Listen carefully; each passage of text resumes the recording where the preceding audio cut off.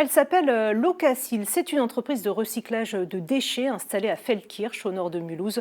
Entreprise qui devra répondre au d'écocide devant la justice. Pendant des années, elle aurait laissé s'accumuler des tonnes de déchets sur son exploitation, entraînant une grave pollution des eaux de la région. Les précisions de Louis Belin et Bernard Stemmer. Des montagnes de plastique, hautes de plus de 6 mètres, près de 30 000 tonnes selon les estimations, et un drôle de parfum. Il n'y a pas seulement de la poussière, mais il y a des odeurs. Là, oui, tout à fait. Aujourd'hui, il y a un peu de vent. Voilà. Les acheteurs sont tout de suite. Sur son site de Feldkirch, l'entreprise Locacil a stocké des années de déchets, bien au-delà de la limite autorisée, sans parvenir à trouver un débouché à ces petits bouts de plastique colorés.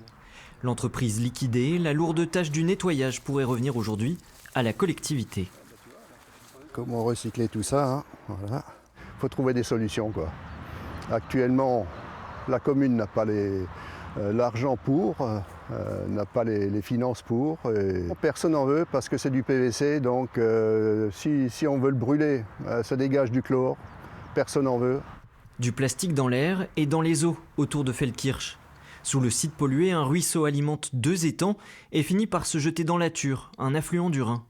Pas de risque pour l'eau potable selon la gendarmerie, mais baignade et pêche dans les étangs sont interdites et la Thur s'est vidée de ses poissons. La rivière est vraiment polluée, c'est ce qu'il faut dire. Donc les pêcheurs commencent à la déserter. On n'a plus beaucoup de pêcheurs. Donc vous vous rendez compte vous-même, vous voyez l'état de la Thur. C'est dommage parce que c'était toujours une belle rivière. La mairie de Feldkirch a porté plainte contre Locacil il y a bientôt 3 ans. Contacté, le gérant de l'entreprise mise en cause explique n'avoir jamais eu l'intention de nuire à l'environnement et regrette des dysfonctionnements qui ne sont pas uniquement de son fait. Pollueur-payeur, répliquent les défenseurs de la nature. Qu'on mette fin à ce sentiment d'impunité et qu'au final, quand on se retrouve dans ce type de configuration, qui c'est qui paye la pollution? Et ce sont les collectivités, donc nous. Et donc là, c'est le but de l'opération, c'est que le principal responsable, le dirigeant, répondent de ces infractions. Introduit seulement en 2021 dans le droit français, l'écocide est puni au maximum de 10 ans d'emprisonnement et 4,5 millions d'euros d'amende. Une première audience est prévue à Strasbourg le 27 mai prochain.